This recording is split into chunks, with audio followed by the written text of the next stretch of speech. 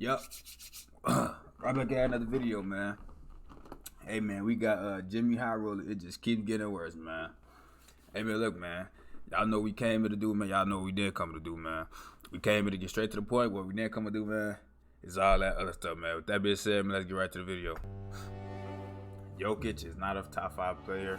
Hold on. Jokic is not a top 5. LaMelo Ball isn't as good as people think he is. As people think he is, and his play style doesn't lead to success. Embiid equals Brook Lopez as Miles Turner plus foul betting friendliest whistle in NBA history. Okay, so we're gonna take this step by step. Jokic is not a top 5 player in the NBA. Cap. You have to understand this man Jokic just carried a team full of role players to the playoffs, and on top of that, I think what is they the 5th, 6th seed? Hold on, let me see. Let me see, folks. What is he, bro? Ain't he like the 5th, 6th seed? Ain't they like the 5th, 6th seed, bro? This man Jokic carried a team. They're a 6th seed with a team full of role players, bro. A team full of role players, and he was getting triple doubles and everything, bro. He carried a team full of role players to the playoffs, and they the 6th seed. LaMelo Ball isn't as good as people think he is, and his play style does lead to success. If you don't know, he must not watch the Hornets basketball game, because I ain't gonna lie, they got a lot of talented people on that team, but LaMelo Ball most definitely is one of the key players to that team, for sure. Granted, yeah, they got Tay Rozier as a point guard. They got Isaiah Thomas too. Yeah, whatever. But LaMelo Ball, when he shoot the three, it just all depends on whoever hot. You know what I'm saying? Because they got so many people that can score the ball. They got Miles Bridges, LaMelo Ball, Tay Rozier, whatever. His play style will definitely success, because he can set up, with him being who he is, he can set up a lot of his teammates easy. If you ain't see he gets assists easy too. But we're gonna go past that. And B equals Brook Lopez / Miles Turner plus foul betting plus friendliest whistle in NBA history. I'm not gonna cap. And B most definitely does get a lot of fouls, but I mean, he's 7. What is he? 7 foot, about 280, bro. You're not stopping that man in that hole, bro. And then on top of that, bro, he don't miss middies. The man don't miss middies, bro. So it's like, I don't know, bro. He don't miss middies. He averaged 30 points a game. When people tell me that, oh hell no. When people tell me that Giannis, oh hell, wait, KD is Giannis better than KD?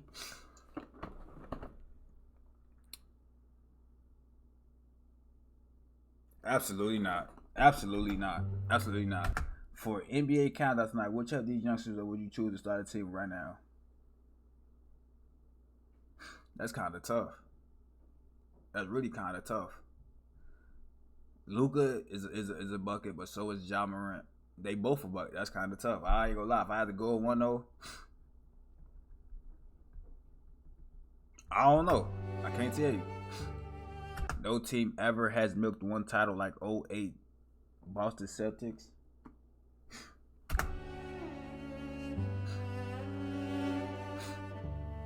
If I told Brown that I need the money to take care of my family, he'd easily let me score.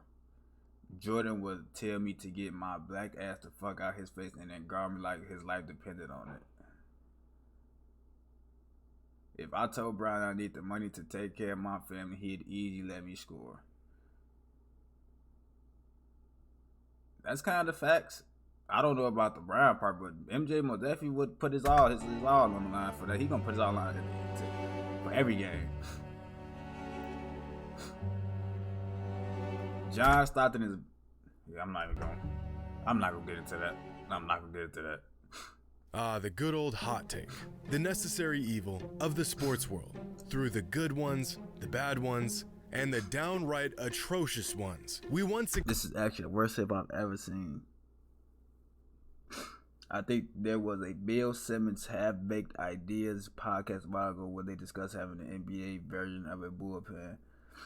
Teams will never do it because they lose money, but remove some seats so there could be hoops on the side for players to warm up on before they go in. Again, find ourselves racking our brains trying to figure out how some people come up with this nonsense. But today, I've done the brain racking for you and found some of the hottest NBA takes on the internet.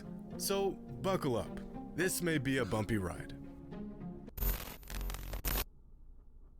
Today's video is sponsored by Raid Shadow Legends. Available on mobile and PC, Raid is the first game to bring a true console-level gaming experience to your mobile device. Explore millions of champion combinations and master countless... With the NBA season coming to a close, we got hot takes dropping like nobody's business. LeBron is up to his shenanigans, and some fans have had enough. So let's just jump right into this with a super hot take from this NBA fan, who says the scoring title should not go to the player with the highest scoring average, but instead, it should go to the player who scores the most points in any given season.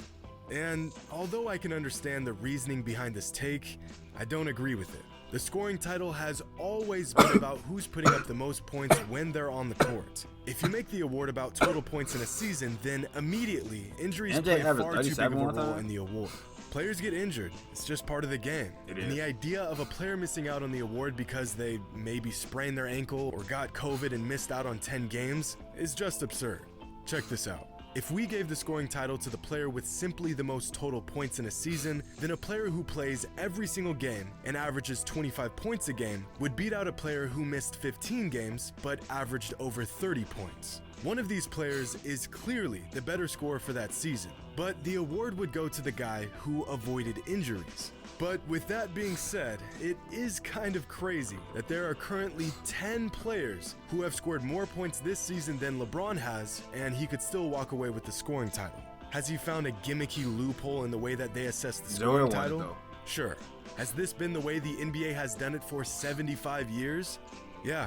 Interesting enough, over the last 40 seasons, the player with the most total points has won the scoring title 28 times. So most of the time, the award goes to the guy who scores the most points anyways. And it's just a scoring title. I don't think anyone is all too worried about it. If LeBron having one more scoring title on his resume changes everything for you, then knock yourself out, my friend. He didn't get it though. Joel got it. Is a bad take.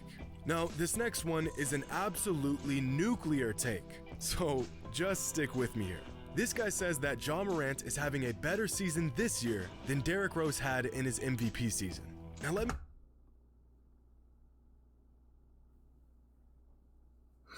I'm all for Ja Morant, bro, but you can't... Never mind. Let me just say first and foremost, this is actually a really good comparison. When Rose won his MVP, he was 22 years old in his third NBA season. And this season, Ja Morant is 22 years old in his third season. Both are high-flying guards who are the centerpiece of a tough, gritty championship contending team. If we look at the numbers, you can make a legitimate argument for either player, both having their strengths and weaknesses. But here's the thing. Derrick Rose played 81 of 82 games in his MVP season, and the Bulls needed him in every single one of those games. He was the heart and soul of that 62-win Bulls team. On the other hand, the Grizzlies are really, really good, even without Ja Morant. Like 20-2 good without Ja Morant. As good as Morant is, the Grizzlies as an entire unit are phenomenal. So as much as Ja complements the team complements him just as much. Morant is putting up similar numbers to MVP Rose this season, but the impact Derrick Rose had on the Bulls in 2011 was on a completely different level. Don't get me wrong, Ja's having a great season, but it's nothing like what Rose did on his way to being named the league's most valuable player back in 2011. So here's an interesting basketball take from this TikToker, who says, once you get to a certain point in basketball, nobody can truly guard you. They rely on you missing or making your shots. And I could not agree more with this. I've actually talked about this a few times over the years, and most recently in my video regarding all the 50-point games in the month of March. If you've ever tried to guard an elite player one-on-one, you know just how impossible it is to actually stop an elite player one-on-one. And this doesn't just apply to NBA players or pro players in general. I've played against shifty guards at my local gym that were unstoppable one-on-one. Sag off of them and they're gonna drill some threes. Try to clamp them down and they'll catch you looking stupid with a bag so deep you'll never see the same move twice. Eventually, you just swallow your pride and start asking for some help defense wherever you can get it. Kevin Durant is the most obvious example of this, being that he's 7 feet tall and doesn't have a single weakness offensively. The defense in front of him has become just a formality at this point. But look at a guy like Kyrie Irving. The man is 6'2" in a league full of giants, and he can get whatever shot he wants, whenever he wants it. Just look at this play right here. The defense is draped all over this man. and he still gets the bucket. Getting a hand up on his shots really isn't going to change anything. What the sole defender does to guard him is virtually irrelevant. And some may disagree with this take, but those who've experienced this foolishness firsthand know exactly what I'm talking about. This is a really good take. Okay, so now I got a question for y'all. If every single player in NBA history was put into a single draft and you had the first pick, who would go first overall? What about the top 10 picks? Maybe you pick a point guard to run your all-time offense. Maybe you pick a Hall of Fame big. Who would go first? I'm taking MJ. I'm taking Michael Jordan over anybody. Duh. Is that even really a question? Man as the anchor on both sides of the court. Or maybe you pick Kevin Durant. Because according to this NBA fan, if every single NBA player in NBA history was in one big draft, KD he'd be top 5 would be for a sure, top but I'm 4 to taking 5 MJ pick. first. Now, let's think about this for a moment. We aren't just fishing for the greatest player ever. We want to pick a player to start a franchise. Someone who's going to give you the best chances of winning every single time they're on the court. A player whose game will fit well with just about anyone you pair him with. Well, immediately my first instinct is to come up with at least 5 players who I would select before KD. And I'd start with Michael Jordan, then LeBron, then Magic, then Shaq, Bird, Kareem, Duncan, Hakeem, and that's about it. You could throw in Steph, Kobe, maybe even Giannis if you wanted to shake things up a bit, but this fan is right. I think there's about 4, maybe 5 players you could definitively choose before KD in this hypothetical draft, but after that, it's really just a toss-up for what you value and your personal preference. A few months ago, the NBA actually created this hypothetical draft to celebrate its 75th anniversary, and among a panel of NBA insiders and former players, Kevin Durant was picked 11th overall, which actually isn't bad at all, considering the first overall pick was Dominique Wilkins, chosen by none other than Dominique Wilkins. Michael Jordan went 3rd overall, and Dwayne Wade cracked the top 10. This draft was dog water, and this is a good. I'm gonna keep it a big. Respectfully, RP Kobe, but how was y'all gonna put a man? I understand, I know why they did it, bro, but how was y'all gonna put a man that based his whole game off of the player that's under him before him? Like, Kobe's whole game was based on Michael Jordan. So how was y'all gonna put Kobe over Michael Jordan, bro? I know y'all did it because he go RP Kobe, you know what I'm saying? But, bro, stop playing, bro. Y'all know Michael Jordan's supposed to be 2, bro. Stop that. If Kobe was still alive, bro, y'all would take Michael Jordan 2, bro. Stop doing that, bro. Like, I understand he gonna RP him, you know, his daughter. Everybody else that died on the plane. But come on, bro. Stop doing that, bro. Stop playing, bro. Y'all know MJ's supposed to be 2. Stop doing that. Good take. Stop doing that. Oh, my God, bro. Oh, hell no. Shit, you must not have heard it. KD. Steph Curry and Klay Thompson. Oh boy. Can someone tell me where the lie is? No, but seriously. Has there ever been a championship milked more than the 08 Celtics? The whole KG, I didn't watch that and Paul Pierce trio, it was cool, I guess, but all in all, it was underwhelming in the long run. But I'll be damned if the 2008 championship isn't discussed like it was the culmination of some sort of heroic dynasty or something. You don't even have to look far to find much more impressive runs. The Heat in 2006 virtually never gets talked about. The Mavericks in 2011, one of the greatest championship runs in NBA history. The repeat Lakers in 2009 and 2010. But now that I've played devil's advocate for 60 seconds, let's be real. These guys can milk this championship all they want, and more power to them. This team was iconic. 3 all-time greats teaming up in the first modern super team, and they won a ring in their first season together. The formula they used changed the NBA, and it brought in a new era of basketball. Plus, we got one of the most inspiring quotes from KG out of this. Anything's possible. Anything's possible.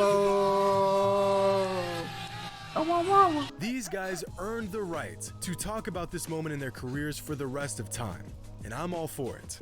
But unfortunately, that's about all the racking my brain can handle in one sitting. So I need y'all to give me your best hot takes from this season. Do you have a sleeper team that's going completely under the radar? Maybe a dark horse in the MVP race? Hell, now the Jazz, they've been a crumb. My Bulls didn't crumble. They didn't went from a top 1 team to being number 6 seed. Ugh, it's crazy, bro. Oh, man. Do I got a hot take? Yup. if Lonzo Ball, if my Bulls would have stayed healthy this whole season, we would have still been number 1 pick to this day. That's my hot take. If my Bulls was 100% healthy, bro, we had all our players, Alex Caruso on games, Lonzo Ball on games. They can't stop us. You think I'm lying? Go to the beginning of the season when we had all our players before they started getting injured. Injury is our biggest downfall again. You know what I'm saying? Zach LaVine still ain't 100%. He playing on the injured leg. You know what I'm saying? It's just like, dang, bro. My team went from being a number 1 team to being number 6. We lost like 10 games back to back. You guys said DeMar can't do it by himself. But see, when his role players are stepping up, when we got Lonzo Ball shooting threes, sticking immaculate defense, we got Alex Caruso doing what he do best, sticking defense. You know what I'm saying? We got Vooch doing what he do best, stick no defense in the hole, but could be a good scoring center. When we got Zach LaVine shooting his threes, we is unstoppable. But since we don't got that right now, because everybody want to get injured and hurt, and Lonzo off for the season, now we the number 6 seed and we got to play the Bucks in the first round. What a great day to be. And honestly, I'm gonna keep it a bean 30. I'm gonna keep it a bean 30 with y'all. I still got my Bulls. I'm gonna still ride my Bulls till it's over. And whenever they get out, if they get out the first round, I guess they playing Giannis. Giannis, how Giannis get in the playoffs, the man go for 50, 30, 15 rebounds, whatever. But I'm gonna say this though. Out of all the games the Bulls and the Bucks played, they always close games besides the last time we played them. That was the only time we got blew out. So I'm not going to completely take my Bulls for granted, because granted, this is what we can say. We haven't seen DeMar in the playoffs in a minute. We haven't seen Zach in the playoffs in a minute. And we haven't seen mostly all the players in the Bulls in the playoffs in a minute. So we honestly don't know what mentality they will bring to the table during the playoffs. So we can't really say, you see what I'm saying? It's over with for the Bulls. We can't say that. Yeah, we seen Giannis last year, and yeah, they're to return the championship, whatever. But understand, though, if DeMar, like this what I told my brother. I said, DeMar points and Giannis points gonna cancel out 9 times out of 10, bro. So it's all gonna come down to role players. If the Bulls role players can come and hoop, we can 100% win that game. 100%. And I'm not gonna count my Bulls out till it's over with. You know what I'm saying? They said we're gonna get swept 4-0. 4-1, whatever. I'm a B-Bean. I got my Bulls till it's over, man. I got my Bulls till, you know what I'm saying, till they out of the playoffs. And then when they get out, I got the Celtics. That's just what it is, you know what I'm saying? No bandwagon. I just watch Celtics. They got a great team. That's just what it is. But we ain't got lines though, so we don't got a good all-ball defender. Then we got, oh man, it's gonna be we'll see. What is it? Saturday? They play what, Saturday? We'll see Saturday. Whatever day they play, man, we gonna see, man. But if we was healthy, it's hell for the whole NBA.